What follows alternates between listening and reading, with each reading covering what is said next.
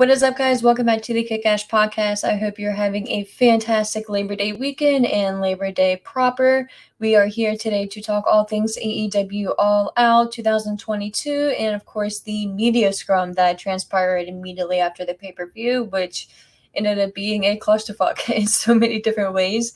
So we'll obviously be starting off with that because that is a lot, and that is going to probably impact and shape this week going forward and then the weeks to come and maybe even months to come. So we'll obviously definitely be addressing that. And of course, after that, we'll get into the card itself.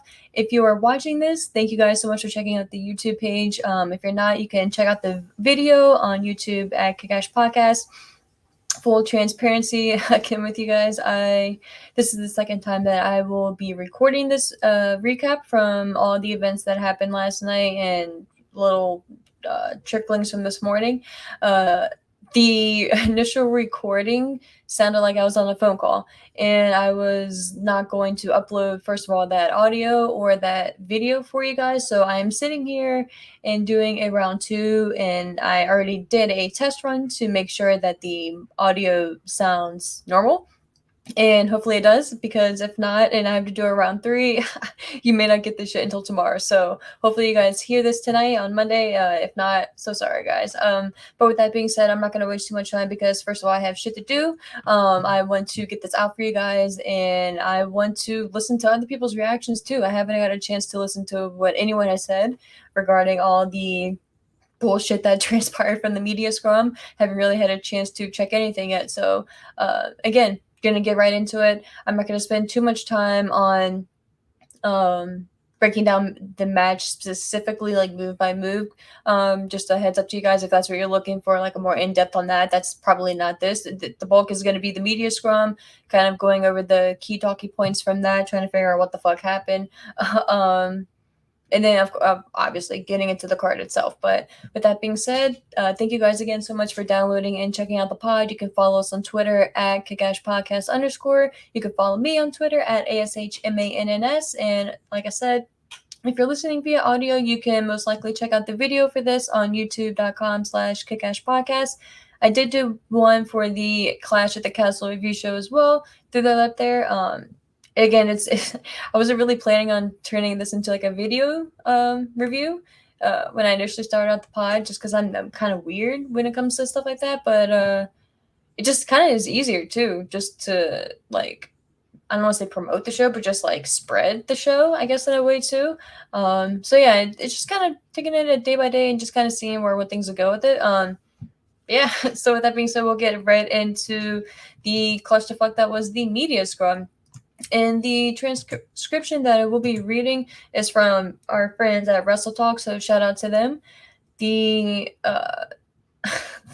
Before I get into the words that were spoken, the media scrum, started off with, of course, Tony Khan and CM Punk coming and making their way to the table that was out there, and CM Punk had pastries with him. He had a box of pastries, like maybe 4 muffins or some shit, maybe more, maybe less.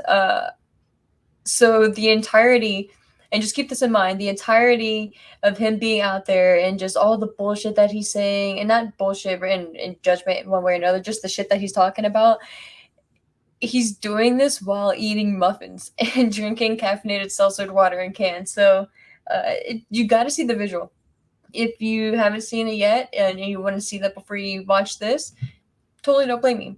Hit pause on this, go check it out on YouTube. The easiest place to do it is AEW's YouTube channel, so you can actually see the visual, because you have to see it. Listening to it is one thing, and hearing me talk about it is one thing, obviously, but man, seeing it for yourself is so much better.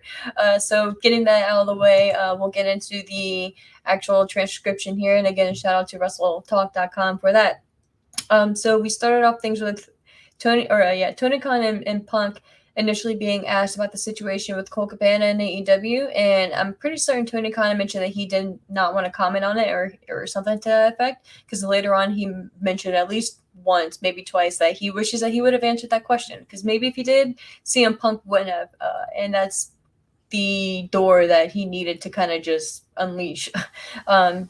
So we'll go on with Punk's response. So he says, quote, "It's 2022. I haven't been friends with this guy since at least 2014, late 2013. And the fact that I had to sit up here because we have irresponsible people who call themselves EVPs and could have fucking managed a target, and they spread lies and bullshit and put into a media that I got somebody fired when I have fuck all to do with him, want nothing to do with him, do not care where he works, where he doesn't work, where he eats, where he sleeps, and the fact I have to get up here and do this in 2022 is fucking embarrassing.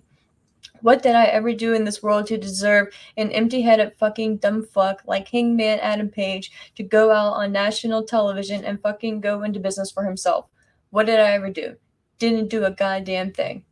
It's not Tony Khan's position to make it very fucking clear. There's people that call themselves EVPs that should have fucking known better. It's I'm trying, he goes on to continue saying, quote, "I'm trying to run a fucking business, and when somebody doesn't, or when somebody who hasn't done a damn thing in this business jeopardizes the first $1 million house that this company has ever drawn off of my back and goes on national television and does that, it's a disgrace to this industry, a disgrace to this company. We're far beyond apologies. I have a my, sorry guys, my bracelet got stuck. I'll go back. He says, quote, we are far beyond apologies. I gave him a fucking chance and did not get handled, and you saw what I had to do, which is very regrettable, lowering myself to his fucking level, but that's where we're at right now." And I insane. He goes on to say, "And I will still walk up and down this hallway and say, if you have a fucking problem with me, take it up with me. Let's fucking go." Pin that on the board and remember that last statement there. And of course, that's a general overview. There were more questions or kind of misstatement here or there in there to kind of prompt Punk's continuation, but my fucking goodness, guys, my goodness, the fact that he. Let me stop there. Obviously, you know, again, if this is your first time hearing me or listening to me or whatever, it's obvious. I am a CM Punk fan, right? But just because you're a fan of someone doesn't mean you agree with 100% of everything that they say, do, or believe in. You know what I mean? And the same goes for anyone. You know what I mean? Like, I have best friends in real life. Doesn't mean I agree with everything they say, do, or think. You just there's certain, if you have a commonality and core things you can agree on, and you share a certain, I don't know, like just whatever makes you best friends. You know what I mean? Like, I'm not gonna sit here and explain like how friendships are. You know what I mean? We're all fucking adults here, so it's like, am I a CM Punk fan? Yeah, fuck yeah, absolutely. But do I agree with everything that he says? No. And do I agree with 100% of maybe the way he goes about things? No. But am I him? No. Do I know him? No. Do I know why he does things the way he does? No. If I did, it would be a much more interesting show for you guys, right? But with that being said, I think it's kind of obvious why he unleashed here. And there's a lot of people saying too, oh, this is a work and we're all getting worked. I don't think so, because if that's the case, then this is a dumb way to do it, and a very disparaging and harmful way to do it. This is the second time now he would have gone about calling Hangman Page out when he's not in the same room. He specifically called out the EVPs, who he has absolutely nothing to do with on TV. So it just doesn't make sense. And I mean, I guess this could be like the whole blurring of the lines thing. I don't know. I think this is very messy. This is a very messy way to go about it. And again, it ties into the whole MJF thing back at Double or Nothing and that whole speculation. And it kind of goes back to that thing where, yes, this is getting the name out there and it's generating more notoriety and more talk for AEW as a company, right? But it's like, this isn't exactly what you want, because I'm not starting the show if you're talking about MJF, which you can clearly see in the background if the video gets posted and you guys are watching the video. I'm not talking about him starting off. We're getting to him after the fact, which is sad, because this is a hot story. This is a hot storyline that had been built and had been built kind of in the sense of like blurring the lines and blending real life with storyline in the most beautiful way that you can do it, right? And in the ideal way that you should do it. Not something that's harming the company, right? Or harming the business, or could potentially even do so, right? This, on the other hand, is almost the exact opposite. Like it potentially could. It's not putting out a good vibe out there and a good look. And Tony Khan's reactions and expressions to some things that Punk was saying, I think, kind of stood and kind of answered a lot of our questions. So yeah, like I don't know, like could this be a work? Sure. Would I recommend it? No. That's why I'm kind of in that camp where Punk used this as an opportunity and as a platform to spill his guts and to get all this shit off of his chest, which he mentioned there in the beginning. Like I was about to say, he's been hearing and dealing with this bullshit since 2013, 2014, and hasn't been friends with him since that time frame, apparently. So he's probably just fucking fed up. And, he had just come off of a big victory, a lot of emotions, and he got asked the question either at the right time or the wrong time, depending on how you look at it. So, and I'm sure if it's Tony Khan, probably at the wrong time, right? But the article goes on to say, this, of course, comes after stories emerged that people believe Punk was responsible for Cabana's sudden disappearance from AEW TV, something Punk has repeatedly denied. A story later emerged that Cabana would have been let go by the company if it wasn't for the Young Bucks intervening, which Tony Khan opted to keep Cabana. Afterwards, Tony Khan opted to keep Cabana for the Ring of Honor brand instead. Elaborating on his EVP comment, Punk said, quote, because if you're an MVP, and did this last time too, MVP. Obviously, he doesn't think they're MVPs. He says, quote, because if you're an EVP, you don't try and middle your top babyface. Try to get your niche audience on the internet to hate him for something. Made a bullshit rumor. It really pisses me off. Stepping on your own dick, trying to fucking make money, sell tickets, fill arena, and these stupid guys think they're in Rosada. He goes on to reference again Hangman Adam Page, quote, our locker room, for all the wisdom and brilliance it has, isn't worth shit when you have an empty-headed idiot who's never done anything in the business do public interviews and say, quote, I don't really take advice, end quote. Who the fuck are you? Who the fuck do you think you are? That's stupid. Fucking go fuck yourself. That's how I feel about it. He says, I dare you to fucking say that to Terry Funk's face. Quote, I don't need to listen to you, Mr. Funk. I know what I'm doing. Fucking grow up. End quote from Punk. Bro, like, I mean, that's it. Like that. That's why I'm saying, like, this shit's not like a word, guys. My opinion. If it is, okay, I'll eat crow. I'll admit I'm wrong. I'll admit I bought into it. But this shit's it's just too much. He was finally asked about MJF, so he goes on to say, quote, I'm tired of wrestling these pricks. I'm tired of wrestling these kids who think they know everything, but I'm not the boss. I think Max is a supremely talented individual, and this goes for anyone else in the locker room who doesn't want to be here. The grass isn't greener on the other side. The grass is greener where you water it. Max likes to shit where he eats instead of watering the grass, so we'll have to see how that goes. While he was eating his pastry. Just can't believe it. Continues to say on Colt Cabana, quote, the reason I've never defended myself is because when you do, you look defensive. I'm very, very sad today that I had to get up here and say his name because he doesn't fucking deserve it and talk about it, but facts are facts, Name two people that have made the most money off the name CM Punk. He looks over to Tony Khan. I don't think you're there yet. The first one is Vince McMahon, and the second one is Scott Colton, who's Colt Cabana. And then he closes it out by saying, I hope you have a good night and be more responsible about news you get from certain people, and just remember we're human beings. The whole thing there was he was saying that the EVPs obviously were leaking the information to media.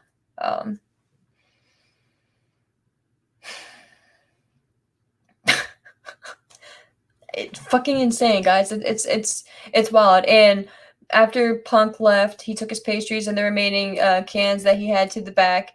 Swerve in Our Glory came out, and a few minutes later, you could see from a different camera view a security guard running, just making a mad dash to the back. And then that was reportedly when the Bucks and Hangman met him backstage, which what I said earlier about Punk mentioning, if you have something to say or if you have a problem, meet me backstage.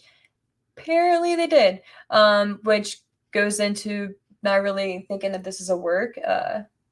Hey, I've been wrong in the past, but I don't think you would go to the extremes and to the depths that he's doing and saying the shit that he's saying without it being real. You know what I mean? And again, it sucks because the number one thing that you would want your champion reacting to and addressing is, first of all, his victory in his hometown, him being a two-time champion, the injury that he just overcame, and the challenger being Moxley, the fucking war that they had. I'll just kind of review their match here. It was a fucking a war, and Punk was bleeding very on early in the match, and he was obviously still a bloody mess when he got to the scrum itself. He had insane amount of crowd reaction, as you would expect, but I love the ending of the match. So the match kind of played out exactly what I thought it was going to be and what we all wanted. The ending of the match, though, was beautiful because, and I think it was kind of poetic as well, with Moxley not bleeding at all and Punk being the one who bled, because one of the things Punk said was he didn't want to fight Moxley, or he didn't want to fight Moxley that night because he didn't want Moxley to bleed all over him or something like that. So the fact that Punk was the one in a bloody mess and Moxley wasn't bleeding at all was just another little, just nice little notch to the story there. But again, with that being said, the ending of the match came when Punk hit a GTS. First of all, it started with Punk hitting a GTS very early on in the match, and that leading to a very near fall, and us thinking that the match could have been one and done right there. But it did not. It went on, I think, 25 minutes or so, if I'm not mistaken. Could be a little longer, a little less. But it was a quality match in the match that we all were expecting, really.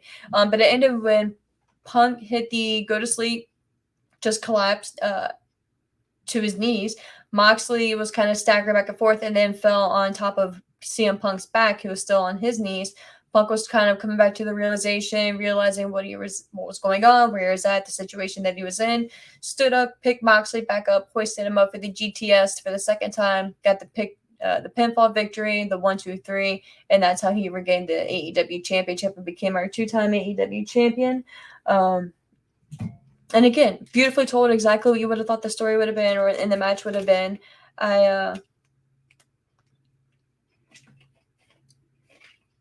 Excuse me, guys. I don't think the initial match on Dynamite was still necessary. I get what you wanted to do for ratings wise, because hey, it worked, right? You got over 1 million that week. The go home week into All Out, and then you're probably going to get a following week of over 1 million as well, especially after all this bullshit coming out of the media scrum. So that being said, we of course had to address that. As we get more information coming out of it, I'm sure we'll talk more about it as the days go on this week. But between that and some, I just go watch the media scrum, guys. I don't even know how long the totality of it is. Because we had that Swerve in Our Glory. Who else? We had Tony Storm came out. She made a reference to Thunder Rosa when Thunder Rosa says that decides that she's not injured anymore and wants to come back, that she can face off against the champion. Just shit everywhere.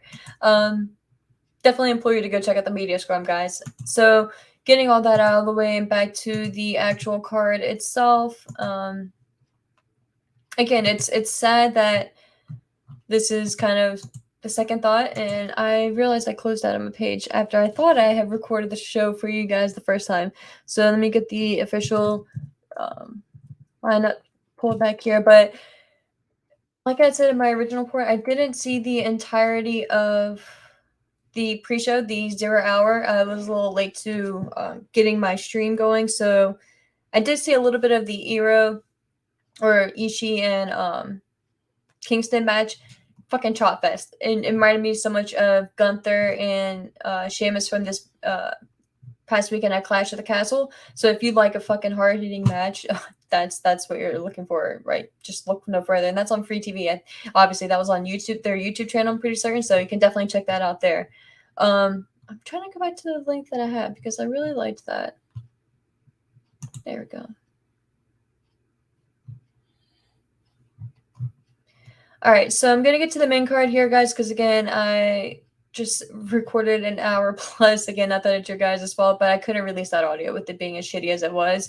I try to look out for you guys, and if I know in advance, I'm not going to post shitty audio or video for that matter. So with that being said, we're going to get to the card. We open up with the Casino ladder match itself that, of course, set up the stage for the revelation of the Joker later on. Main points and takeaways that I have from this match was the lack of urgency that certain competitors had to obtain the chip. Like, for instance, Roosh and Andrade, but especially Roosh was the first one that stood out to me. He took his time to get to the ring. Wheeler Yuta, it was damn near inches away from getting the chip, and Roosh was just taking his time undressing on the entrance way. It's like, bro, what are you doing? Like, don't you want to win the match? Like, get down there. Like, go. This isn't like the Royal Rumble where, like you have to wait until all 30 entrants make their way anyway, so you can kind of take your time before you even like officially make your way in your entrance into the match. But like, no, like he was fine just watching from afar, just taking off his entrance gear, all that good stuff. Andrade did the same thing. He got to the ring a little quicker than Roosh did, but it was just very comical. And not just those two guys, those two guys. Excuse me, a little too much caffeine there too. But the fact that they just had no sense of urgency to get to the chip, and the fact that throughout the match, like some guys, like you would rather set up the ladder and like set up your next big move than actually get to the chip. It was just very perplexing to me. Excuse me again. But with that being said, it's just like, I don't know. The match was great, and that's why I hate like nitpicking some matches like this or certain matches, because the work that all these guys put in was noticeable, right? And like they still put their lives in jeopardy for with every move that they do, rather. So that being said, getting back to the match itself, it really didn't. It was just something kind of missing to it, and it kind of made sense once we had the interference from the masked men, which was towards the end, right before the Joker made his official entrance and entry to the match itself. We had just a influx of masked men making their way to the ring and beat up all the other competitors. One of them grabbed the Casino Battle Royale chip and unmasked, revealing themselves to be Stokely Hathaway. The crew later unmasked, and then the Joker made his way out and arrived to the Sympathy of the Devil by the Rolling Stones, which is just so fucking well done, and I'm just so thankful for that. With all the bullshit that we sit here and complain about and point out, a lot of little things and big things like that Tony Khan does is very much appreciated. So just little touches like that really makes a big difference. So I appreciate that. Of course, Joker grabbed the chip from Hathaway to officially be declared the winner. He teased unmasking, but did not do so at that time. Notable points there when he was making his way to the ring. You could the mannerisms, the walk, the way he got into the ring, the little head nod. You could tell it was MJF. You could just in the build, right? You could just obviously tell it was him, and just the smirkiness. I loved it. I loved everything about it, which is why you guys see the visual of just MJF in the background. First of all, I loved the mask. Just fucking creepy, brilliant. I loved it. I'm just so here for stuff like that. So, and again, it just kind of, I liked it too because it kind of answered a question to like not anyone can just interfere in the match and retain the chip. Even if you do, you have to be an actual participant in the match. So I kind of like that. After that though, we had. Yeah, I was about to say, that's not right. But I was overlooking. We had the Elite facing off against the Dark Order in the finals for the Trios tag match. And this was fantastic. Probably the match of the night, depending on where you rank in two different aspects, right? So if you like a fast-paced match like this is probably the match for you. Or if you like a just flat-out fucking wrestling match, hold for hold, Jericho and Danielson is the match for you from last night. But again, with that being said, this match was fucking fantastic. I'm not going to go through it move by move or anything like that, or even attempt to that, or the Danielson and Jericho match again, guys, because it's just, I would not do it justice. There were a few moments though throughout this match. So for instance, like John Silver and Reynolds, for that matter, both got standout moments, and especially with Silver and Omega there towards the end. I was really happy for Silver because they're just kind of background players a lot of the times, and it sucks. I'm happy, in a lot of ways, because obviously they have a job and they're good at what they do, but they finally got their moment here, and I was very, very happy for that. But with that being said, the ending sequence was Omega hitting the V-trigger, and he went for the one-winged angel, but Silver countered into a penitent, which Omega then kicked out of. Paige ended up coming in, hitting the buckshot lariat, but actually made impact with John Silver instead of Kenny Omega, who ducked out of the way. Omega then picked up the pinfall on Silver after hitting or after being hit with the buckshot lariat from Page to win the match. In the corner, I believe it was Matt Jackson holding Hangman Page back from being able to break up the pin. So the way that the match ended with it being due to Hangman Page, I think was just beautiful. I love the story that it sets up with, because Silver and Reynolds are going to be pissed and frustrated in the rest of the Dark Order with Hangman Page for costing them the match. Obviously, it wasn't intended, but it's a nice little wrinkle, and I like it. I like it a lot. I think it was the obvious choice here, going with the Bucks and Kenny Omega winning here. Kenny Omega looked fucking fantastic. No body armor, no brace, no tape, no nothing. Came out looking chiseled, just like a Greek god. Like, just beautiful. Just looks fantastic. So I'm very excited for them going forward. Next matchup we had was the TBS champion, Jade Cargill, defending against Athena. This match went a little less than 5 minutes, I believe. Had the very, very difficult task of following the first two opening matches here, so sucks. I feel for them. Jade's entrance, though, was cool. She has adopted the Cody Vader for her big pay-per-view entrances. She busted through a brick wall that said "that bitch," and she was monikering the She-Hulk. So that was pretty cool, her get-up-wise, at least. So yeah, the match kind of was what it was. Athena started off hot. She hit a meteor right from the beginning, but Jade kicked right out of it, kind of going back and forth. Athena got a lot of offense there in here, which I was happy with. I was kind of hoping be a little bit longer though, and a little bit more competitive, just because like in the same boat with Hook, like I want to see more of what Jade Cargill can do in the ring, like wrestling move wise, since we've seen her for about a year now. So excuse me, it's a little bummed we didn't see more of an actual wrestling match, but makes sense. And with the stacked and loaded card that we had here, probably time-wise, it just made more sense as well. But Jade is officially 37-0. She retains her championship here. Yeah, it was an okay match. It wasn't bad. It wasn't good. It was fine. And I love this shot at the end, though, with Jade's daughter in the ring, or in ringside, rather. Just cool. Really cool. After that, we had FTR and Wardlow facing off against Jay Lethal and Motor City Machine Guns. So, again, like I said in the previous show, I love Motor City Machine Guns. They were one of my favorites in the early TNA days. So they always have a special place in my heart. The moment of this whole segment and this whole, I guess segment is the proper word, was FTR when they were making their entrance. They had Finley, which is Dax Harwood, rather, his daughter, right behind him, which is the 8-year-old, obviously, that he's been referencing. His daughter hugged Wardlow, then made her way back through the tunnel. So it's really cool. And just going to get right to the ending here, guys. It ended with Wardlow hitting the Powerbomb Symphony, which we all were expecting and hoping for on Jay Lethal. And I think he ended up hitting like 4, maybe 5 or something like that. And yeah, picked up the 1, 2, 3, pretty much what you were expecting. I think it's pretty obvious the only reason this match was on the card was to get FTR and Wardlow on the card itself. So yeah, it was fine. FTR after the match had another fun moment with Finley and Wardlow when Finley made her way back to the ring and got another victory over a victory over Sanjay Dutt, rather. So that was very cool, and another very cool moment. So a feel good moment, you know what I mean? So shout out to them for that. After that, we got another quick match. We had Ricky Starks versus Powerhouse Hobbs. Powerhouse Hobbs got a very quick victory. It was pretty cut and dry. Like, I was very surprised by this. I was kind of expecting Hobbs to get the victory here, but I wasn't expecting Ricky to kind of lose so quickly. So I'm not really sure what to read into that, so I'm not really going to. I'm going to see how it plays out for Ricky going forward.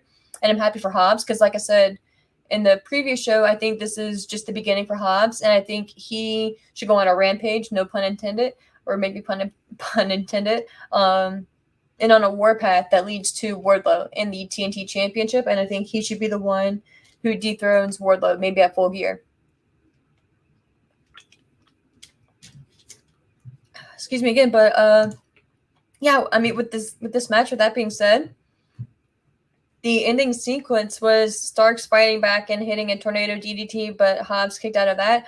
Hobbs recovered and hit a spine buster to pick up the victory. That was pretty much it. Like, again, I was, of course, Ricky got a little bit more offense before that, but it really wasn't much, you know. Again, I was very surprised by that.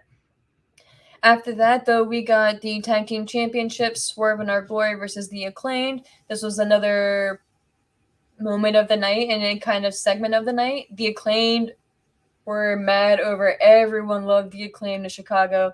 Everyone was chanting like variation of "Scissor Me Daddy Ass," "Scissor Me," just all that shit. So very, very entertaining to say the least. And there were some reports and some people on Twitter saying rather that Tony Khan should have called an audible, which Swerve was not a fan of. If you have seen the media scrum or saw his take on that, he is not a fan of that, and he says something to the effect of this is a business and not a charity, which I agree. You know what I mean? And I think that it kind of plays into the whole mindset of the Drew McIntyre thing. Just because you're in a certain atmosphere, in a certain city, a certain place where they all love one competitor, doesn't mean you need to halt your plans and do a 180 and do a detour to accommodate that one night and that one moment. Now, I say that because in that situation, yeah, I think Tony Khan did the right thing and by not calling an audible, if that was even like a possibility, because I think Swerve and Our Glory should have retained. However, I do think that going forward, this should create an audible and a deviation in plans because you have to capitalize on the Acclaim's popularity right now. You have to put them in that light. You have to go with them. So with that being said, I think this sets up a perfect rematch for Grand Slam, which is I think in like 2 weeks. So it's not even not even like you have a lot of time that you have to kill. So I think you use these next 2 weeks or a week and then the show itself to build even that much more momentum for the Acclaim, and then you pull the trigger there and do the title change. You know, why not? But yeah, it was "Oh Scissor Me Daddy." That's what it was that they were singing. So it just I love Chicago sometimes. Just thank you guys. That was so entertaining.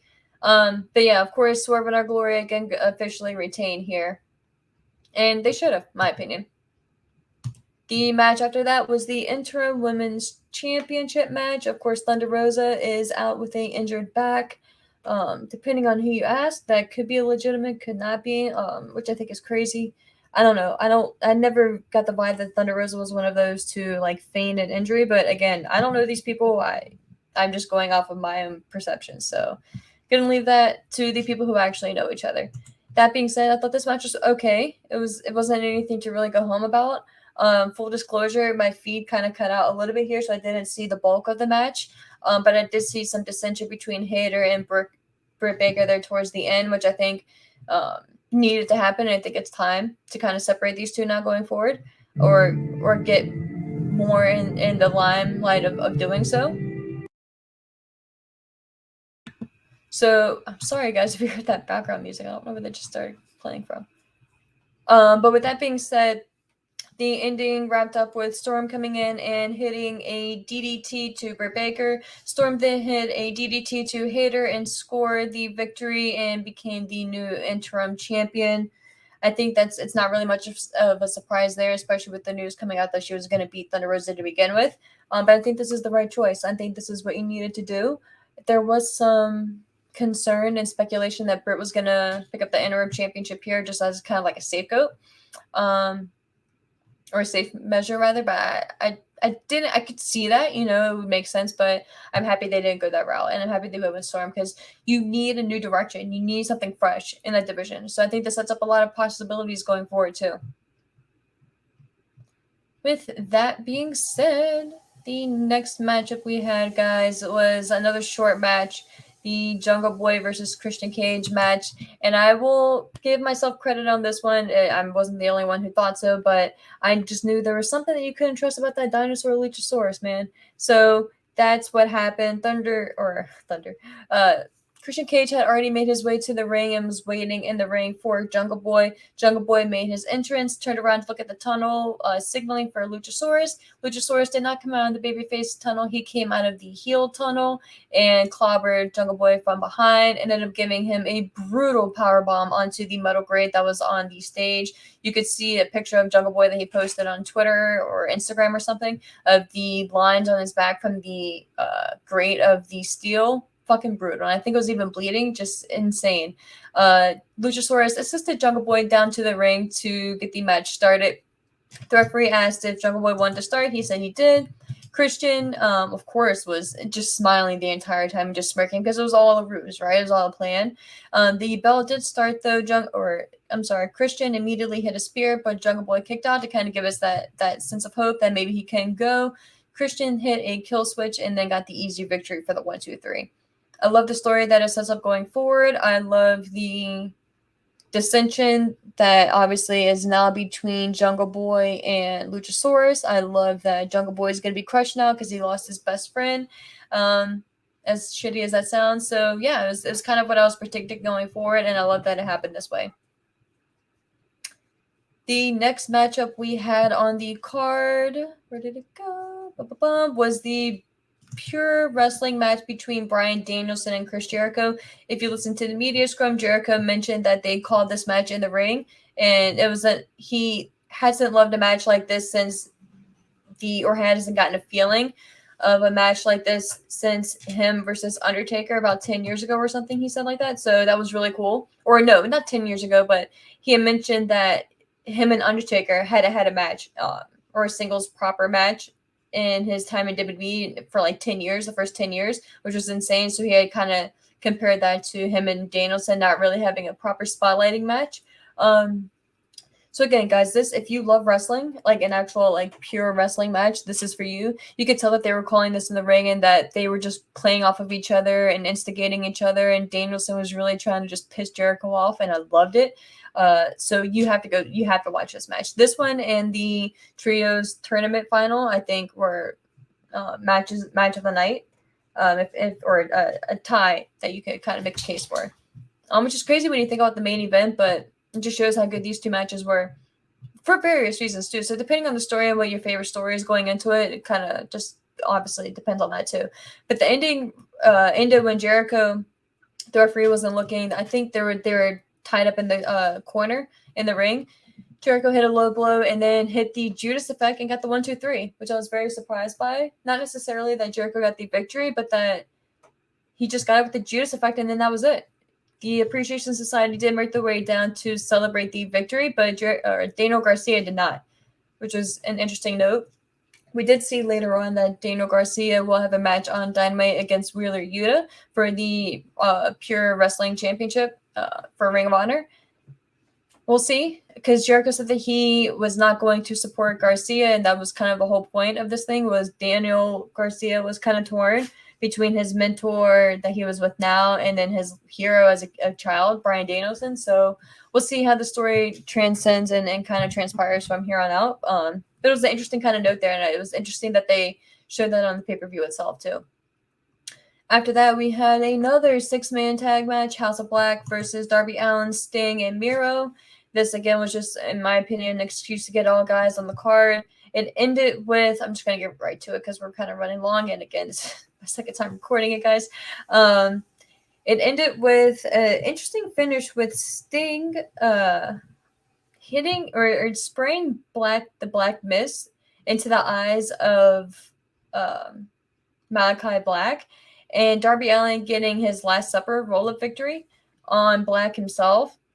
The story after the match was apparently, which we didn't see on the pay-per-view itself, but they saw in the arena, House of Black at the end of the match, and when they were standing, it was either in the ring or at the top of the ramp, they kind of took a bow and hugged each other and embraced as almost like a thank you and like a goodbye send-off. So interesting to note, and Tony Khan was asked about that in the media scrum, and he said that he couldn't comment on it, essentially. So another nice little food for thought going forward. But I think after that was just the main event, if I'm not mistaken. Yeah. And then, like I already referenced at the beginning, the CM Punk and Jon Moxley match. Well, you would expect too. I mean, the cross support for Punk was just insane. But we did have a nice, solid support for Moxley as well. Yeah, guys, I think obviously the main thing going forward is what this means for MJF and CM Punk. And hopefully all this outside bullshit drama, behind the scenes stuff. There's reports now coming out that the Elite threatened to leave and to walk out after the scrum and the lack of support coming out of the media scrum and all that. So it's just, it's concerning because I love AEW. I love what AEW has done for the wrestling world in the past 3 years for everyone involved. I love all the stars that it's promoting and creating, like your MJF and your lesser stars as well. Um, but man, it's kind of scary, you know. Like if we are to believe everything is 100% true, it's scary, you know. That's why I think, if nothing else, I want to believe that some of it's a work, you know, and they're all in on it. Just because, and granted, in real life, shit happens between coworkers, but when it gets blown up and it's in the spotlight and it's on social media, it's in front of our faces, it's kind of a whole another vibe and a whole another layer, right? And it's one of those things where, of course, you're going to tune into Dynamite because you want to see what's going to happen, but it's 100% not for the right reasons. So that I want to get back on that track. That's why, again, I had MJF as my background, you know, because that should have been the focal point and the main talking point coming out of this. And in a lot of sense, it is if we're just focusing on the pay-per-view itself. But the media scrum really, really shed light on a lot of things, and that's why I implore you guys to go watch that. I'm gonna watch it again because I was kind of towards the end. I had completely missed Jericho's speech because I just knocked out after a certain point. So I'm gonna go back and watch all that, and I'm very interested to see what other people have to say about everything: the pay-per-view, the media scrum. Very interested to see what you guys say too. So hit me up on Twitter at ASHMANNS. You can follow the show at Kickash Podcast _. You can follow us on YouTube and check out the video and visuals of the show now on YouTube. You can find us on youtube.com/Kickash Podcast. So yeah, thank you guys so much again for checking this out. We will be back at some point with more news. Hopefully we'll be able to cover NXT Worlds Collide because that was a great show as well. If you didn't see it, the main match you need to see is Carmelo Hayes versus Ricochet. Fucking fantastic. Check out that match if you haven't, guys. But again, thank you for tuning in. I hope you have a great day and stay safe.